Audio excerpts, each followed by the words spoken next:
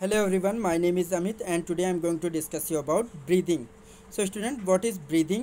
So breathing को काफ़ी simplest way में हम एक डेफिनेशन के थ्रू समझने की कोशिश करेंगे. So here it is the process of respiration. Breathing क्या है? रेस्पायरेशन की एक प्रोसेस है during which air is inhaled into the lungs through the mouth और नोज़. तो इसमें क्या हो रहा है, जो एयर है वो इनहेल की जा रही है, इनटेक की जा रही है लंग्स के अंदर. ठीक है, किसकी हेल्प से? माउथ और नोज़ की हेल्प से. ठीक है, बिकॉज रेस्पायरेटरी सिस्टम के सबसे इनिशियल ऑर्गन क्या होते हैं? नोज़ या फिर ओरल कैविटी. तो इन्हीं के थ्रू जो है एयर इनटेक की जा रही है लंग्स के अंदर. ठीक है, due to the muscle contraction. अब ये इनटेक कैसे हो रही है? मसल्स का कॉन्ट्रैक्शन हो रहा है जिसके थ्रू एयर जो है इनटेक हो रही है. ठीक है, या एंटर कर रही है लंग्स के अंदर. And then exhale due to the muscle relaxation. फिर उसके बाद गैसेस एक्सचेंज की प्रोसेस हो रही है और उसके बाद क्या हो रहा है, जो वेस्ट गैसेस कन्वर्ट हुई हैं उनको बॉडी से एक्सेल्ड किया जा रहा है, मतलब एक्सर्ट आउट किया जा रहा है. और इसके लिए भी एक कुछ खास तरह की मसल इन्वॉल्व हो रही हैं और वो क्या कर रही हैं? रिलैक्सेशन कॉज कर रही हैं, जिसके थ्रू एक्सेलेशन की प्रोसेस हो रही है. तो ये क्या हुआ? ब्रीदिंग या रेस्पिरेशन क्या हुआ कि एक तरह का ये साइक्लिक मैकेनिज्म है जिसमें क्या हो रहा है कि इन्हेलेशन और एक्सेलेशन. इन्हेलेशन मतलब एयर एंटर कर रही है लंग्स के अंदर, और किसके थ्रू एंटर कर रही है? मसल का कॉन्ट्रैक्शन हो रहा है, इसके थ्रू एयर जो है इंट्रैक्ट हो रही है बॉडी के अंदर या एंटर कर रही है. और उसके बाद में दूसरी प्रोसेस क्या हो रही है? एक्सेलेशन की, जिसमें क्या हो रहा है? मसल का रिलैक्सेशन. मसल जो है रिलैक्स कॉज कर रही हैं जिसके थ्रू जो वेस्ट गैसेस हैं वो बॉडी से एक्सर्ट आउट की जा रही हैं. तो ये एक साइक्लिक मैकेनिज्म है इन्हेलेशन और एक्सेलेशन का, और इन्हीं दोनों मैकेनिज्म को कंबाइन करके क्या बोलते हैं? ब्रीदिंग या फिर रेस्पिरेशन. सो आई होप कि आपको इस डेफिनेशन के थ्रू समझ में आया होगा. सो यहाँ पर मैंने एक सिंपल सी और एक डेफिनेशन दी हुई है. तो इसमें क्या लिखा हुआ है? The process by which the respiratory organs allow the air to move in and out of the lung is termed breathing. तो ये ब्रीदिंग क्या चीज़ है कि ये एक ऐसी प्रोसेस है जिसमें रेस्पिरेटरी ऑर्गन्स जो होते हैं वो अलाउ करते हैं एयर को मूव इन होने के लिए और मूव आउट होने के लिए. मूव इन कहाँ हो रही है? बॉडी के अंदर. और आउट कहाँ से हो रही है? बॉडी के अंदर से बाहर की ओर या बाहरी एक्सटर्नल इन्वायरमेंट में वापस से रिलीज़ की जा रही है. ठीक है, तो इन दोनों प्रोसेस को कंबाइन करके जो एक साइक्लिक मैकेनिज्म तैयार हो रहा है इसको बोल रहे हैं breathing. Okay, breathing rate is the number of time an individual breaths in a minute. तो ये ब्रीदिंग जो है जिसमें इन्हेलेशन और एक्सेलेशन की प्रोसेस हो रही है, ये एक रेट इसका एक होता है, मतलब एक मिनट में कितनी बार इन्हेलेशन या एक्सेलेशन की प्रोसेस हो रही है. तो ये जो एक मिनट में जितने भी बार ब्रीद इन हो रही है या ब्रीद आउट हो रही है, तो उसके पूरे साइकिल को बोलते हैं ब्रीदिंग रेट. ठीक है, ये ब्रीदिंग रेट कंट्रोल्ड होता है. कैसे? क्योंकि ये एक तरह की इनवॉलेंट्री प्रोसेस है, तो इसमें आपकी विश का या वॉलेंट्री मसल्स का कोई भी कंट्रोल नहीं होगा. ये इनवॉलेंट्री एक्शंस के थ्रू कंट्रोल होता है. और ये कैसे कंट्रोल होता है? इसके लिए एक रेस्पिरेटरी सेंटर होता है जो इस रेट को कंट्रोल करता है. और ये रेस्पिरेटरी सेंटर कहाँ पर होता है? पॉन्स और मेडुला ऑब्लांगाटा के रीजन में. ठीक है, तो ब्रीदिंग रेट कुल मिलाकर अगर हम समझें इन अ नटशेल तो क्या होगा? ब्रीदिंग रेट क्या है? Is the number of times an individual breaths in a minute. ठीक है, तो ब्रीदिंग रेट क्या है? ये number, how many number of time एक इंडिविजुअल ने ब्रीद इन किया है एक मिनट में. ठीक है, तो इसी को ही बोलते हैं ब्रीदिंग रेट. बट ये वेरी करता है depending upon the physical activity. जो फिजिकल एक्टिविटीज़ होती हैं उनके हिसाब से ये घट बढ़ सकता है. तो कौन कौन सी वो फिजिकल एक्टिविटीज़ होती हैं? जैसे कि एग्जांपल यहाँ पर है, breathing rate increases. Breathing rate बढ़ता है. कब बढ़ता है? जब कोई भी इंडिविजुअल रनिंग कर रहा हो या एक्सरसाइज कर रहा हो. ठीक है, तो उस टाइम पर क्या होता है? जो ब्रीदिंग रेट है वो इंक्रीज़ हो जाता है. ठीक है, सांसें तेज़ी से चलने लगती हैं. और ये डिक्रीजेस भी होता है. डिक्रीज़ कब होता है? जब बॉडी स्लीप मोड में हो रही होती है या कोई भी इंडिविजुअल सो रहा होता है, तो उस टाइम पे क्या होता है? ब्रीदिंग रेट कम हो जाता है. तो एक मिनट में ज़्यादा बार भी सांसें अंदर बाहर हो सकती हैं या कम बार भी हो सकती हैं. ठीक है, तो ये अलग अलग सिचुएशन के हिसाब से घटता बढ़ता रहता है। The average breathing rate of an adult is 15 to 18 times पर मिनट। जो एक एवरेज ब्रीदिंग रेट डिसाइड किया गया है, स्टैंडर्ड ब्रीदिंग रेट जिसे हम बोलेंगे, तो ये कितना होता है, 1 मिनट में 15 to 18 टाइम्स एक नॉर्मल एडल्ट जो होता है वो ब्रीद इन या ब्रीद आउट करता है। ठीक है, अब इसमें कुछ फेजेस इन्वॉल्व होते हैं, ब्रीदिंग की पूरी मैकेनिज्म में कुछ फेजेस इन्वॉल्व होते हैं। तो फेजेस कौन से होते हैं वो हमने डेफिनेशन में ही जान लिया, मतलब इन्हेलेशन की प्रोसेस और एक्सहेलेशन की प्रोसेस। तो इन्हीं दोनों प्रोसेस का एक साइक्लिक मैकेनिज्म चलता है। तो इन दोनों साइक्लिक मैकेनिज्म को जब कंबाइन कर दिया जाता है तो बोलते हैं एक ब्रीदिंग साइकिल। ठीक है, तो ये दो फेसेस जो होती हैं इनको हम डिस्कस करते हैं। तो पहली कौन सी है, इन्हेलेशन, मतलब एयर का इनटेक हो रहा है। तो इसको अगर एक लाइन में डिफाइन करना हो तो कैसे करेंगे, एयर इंटर्स इन द लंग। ठीक है, जो एयर है वो बाहरी एटमॉस्फेयर से लंग के अंदर फिल हो रही है, एंटर कर रही है, तो इसको बोलेंगे इन्हेलेशन। और दूसरा क्या है, एक्सहेलेशन, मतलब जो एयर लंग्स के अंदर है उसका गैसियस एक्सचेंज हुआ, जो वेस्ट गैसेस कन्वर्ट हुई उनको लंग्स से बाहर किया जा रहा है, बाहरी एनवायरनमेंट में वापस से रिलीज़ किया जा रहा है, तो इसको बोलेंगे एक्सहेलेशन। ठीक है, सो इन्हेलेशन को हम और अच्छे से समझने की कोशिश करते हैं। तो इन्हेलेशन क्या होता है, it is a active process and also known as inspiration.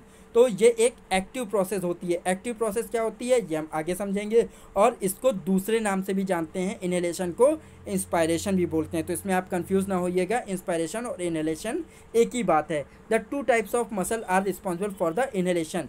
ये इन्हेलेशन किस वजह से हो रहा है, इसके लिए 2 तरह की मसल रिस्पॉन्सिबल होती हैं। वो कौन कौन सी मसल होती हैं, पहली होती है डायफ्राम, और उसके साथ कुछ एसोसिएटेड मसल होती हैं। जो एसोसिएटेड मसल होती हैं उनका नाम क्या होता है, फ्रीनिक मसल, या फिर उनको रेडियल मसल भी बोलते हैं। और दूसरी कौन सी मसल है, एक्सटर्नल इंटरकोस्टल मसल। तो ये 2 टाइप की मसल हैं, इनका नाम आप याद रखिएगा। पहली कौन सी है, एसोसिएटेड मसल, जिनका नाम है फ्रीनिक मसल या रेडियल मसल बोलते हैं, और दूसरी है एक्सटर्नल इंटरकोस्टल मसल। तो ये दोनों मसल आपस में एक कोऑर्डिनेशन बनाती हैं और ये दोनों आपस में कॉन्ट्रैक्शन करती हैं, जिसके थ्रू क्या होता है, थोरेसिक कैविटी का वॉल्यूम जो होता है वो इंक्रीज होता है। बस इतनी सी आपको बात समझनी है।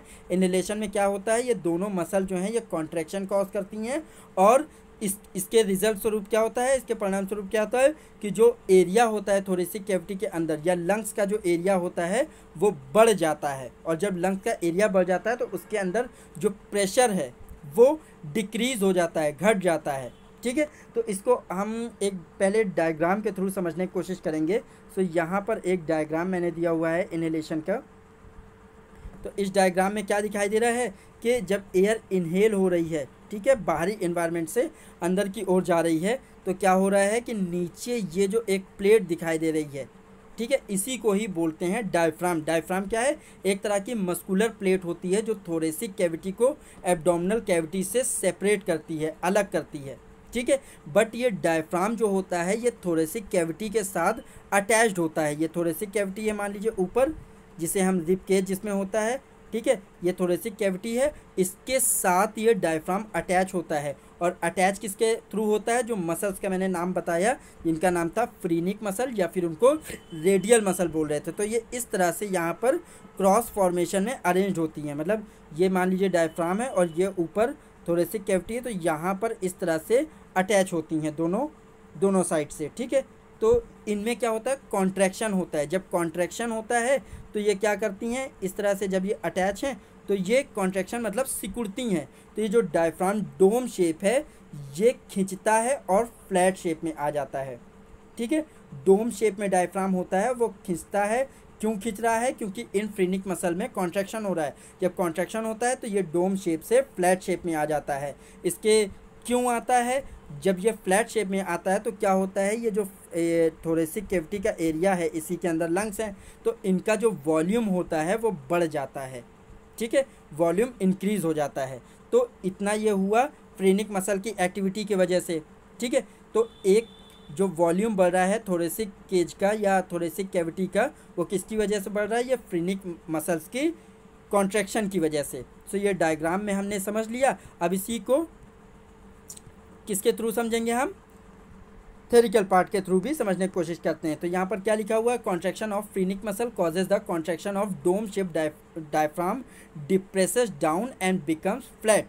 तो फ्रीनिक मसल में जब कॉन्ट्रैक्शन हुआ तो क्या हुआ, डोम शेप जो डायफ्राम था वो डिप्रेस डाउन हुआ, ठीक है, मतलब इस तरह से था। फिर इसमें दबाव पड़ा, साइड से जो मसल थी वो उसको खींचती हैं और ये ऐसे खींचता है, और बीच में जो उठा हुआ पार्ट था वो फ्लैट हो गया, ठीक है। तो वो जो उठा वाला पार्ट है ये डिप्रेस डाउन हो रहा है, नीचे की ओर आ रहा है, या फिर फ्लैट पोर्शन में आ रहा है, फ्लैट पोजीशन में आ रहा है। तो इसकी वजह से क्या हुआ, जो थोरेसिक केज का वॉल्यूम था वो इंक्रीज हो गया।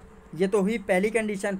दूसरी कौन सी मसल्स थी जो मैंने नाम बताया था, एक्सटर्नल इंटरकोस्टल मसल। तो इनमें क्या हो रहा है, ये क्या कर रही हैं, ये एक्शन दे रही हैं। देखिए यहाँ पर एक डायग्राम भी है। तो ये एक्सटर्नल इंटरकोस्टल मसल होती कहाँ हैं, ये रिब्स के बीच में होती हैं। जैसे मान लीजिए ये रिब्स हैं, तो इनके बीच में ये इस तरह से अरेंज होती हैं, ठीक है, इस तरह से। अब जब इनमें भी कॉन्ट्रैक्शन होता है तो ये क्या करती हैं कि रिब्स को आपस में खींचती हैं, ठीक है, रिब्स के बीच में जो गैपिंग है उनको कम करती हैं, क्योंकि कॉन्ट्रैक्शन हो रहा है। जब कॉन्ट्रैक्ट हो रहा है ये सिकुड़ रही, तो रिब्स आपस में खिंचती हैं, और जब रिब्स खिंचती हैं तो क्या होता है, ये जो डोम शेप थोरेसिक केज है ये बाहर की ओर बढ़ता है, ठीक है, बाहर की ओर एक्सपेंड होता है। तो देखिए यहाँ पर एक छोटा सा डायग्राम भी दिया हुआ है कि चेस्ट वॉल जो है वो एक्सपेंड हो रही है, और जब चेस्ट वॉल एक्सपेंड हो रही है तो प्लूरल मेम्ब्रेन के थ्रू लंग्स जो हैं इसी चेस्ट वॉल के साथ अटैच्ड हैं, कनेक्टेड हैं। जब चेस्ट वॉल बढ़ रही है तो इसका मतलब क्या होगा, जो लंग्स हैं वो भी एक्सपेंड होंगे, और जब लंग्स एक्सपेंड होंगे तो उसके अंदर एरिया बढ़ जाएगा, और एरिया जब बढ़ता है तो उनके अंदर जो प्रेशर होता है वो डिक्रीज़ होता है, ठीक है। और जब प्रेशर डिक्रीज़ होता है तो उसके आगे की प्रोसेस हम थेरिकल पार्ट के थ्रू समझते हैं।